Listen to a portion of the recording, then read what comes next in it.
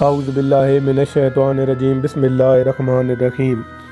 ہم اپنے تمام ناظرین کو خوش آمدید کہتے ہیں اپنے یوٹیوب چینل وظائف اور اسلام پہ۔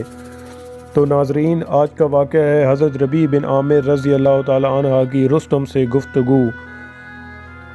حضرت خالد بن ولید رضی اللہ تعالی عنہ کی امارات و سرگردگی میں ایک لشکر ایرانیوں سے مقابلے کے لیے گیا۔ ایرانی لشکر کا سپر سالار مشہور زمانہ پہلوان و بہادر رستم تھا۔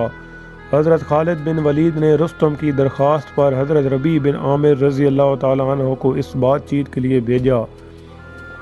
ایرانیوں نے رستم کا دربار خوب سجا رکھا تھا۔ ریشم و حریر کے گدے، بہترین قالین، سونے و چاندی کے اشیاء و دیگر اسباب زینت سے آراستہ پیراستہ کر دیا تھا۔ حضرت ربیع بن عامر رضی اللہ تعالی عنہ گھوڑے پر سوار، ہتھیارات سے لیس، پھٹے پرانے کپڑوں میں ملبوس، اس شان کے ساتھ رستم کے دربار میں پہنچے کہ ننگی تلوار آپ کے ہاتھ میں تھی۔ دربار میں رستم کا فرش بچھا ہوا تھا۔ آپ گھوڑوں کو اسی پر چلاتے ہوئے اندر جانے لگے۔ رستم پہلوان کے آدمیوں نے ان کو روکا اور ان سے کہا کہ کم از کم تلوار تو زیر نیام کر لیں۔ حضرت ربیع بن عامر نے فرمایا کہ میں تمہاری دعوت پر آیا ہوں، میری مرضی اور خواہش سے نہیں۔ اگر تم اسی طرح آنے نہ دو گے تو میں لوٹ جاؤں گا۔ جب رستم نے یہ دیکھا تو اپنے لوگوں سے کہا کہ ان کو اسی حالت میں آنے دو۔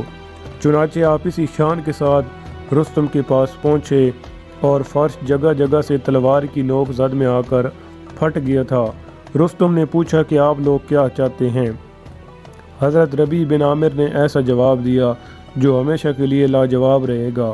آپ نے کہا، اللہ نے ہمیں اس لیے مبعوث کیا ہے کہ ہم اللہ کے بندوں میں سے اللہ جن کو چاہے ان کے بندوں کی غلامی سے نکال کر اللہ کی بندگی کی طرف لے آئیں، اور دنیا کی تنگیوں سے نکال کر اس کی وسعتوں میں لے جائیں، اور دنیا کے مختلف مذاہب کے ظلم و جور سے اسلام کی عدل و انصاف کی طرف لائیں۔ اس واقعے سے اسلامی معاشرے کے افراد کی مظاہر کائنات سے، دنیا کی دل فریبوں اور مادی طاقتوں سے بے رغبتی، بے خوفی کا عظیم الشان مظاہرہ ہو رہا ہے۔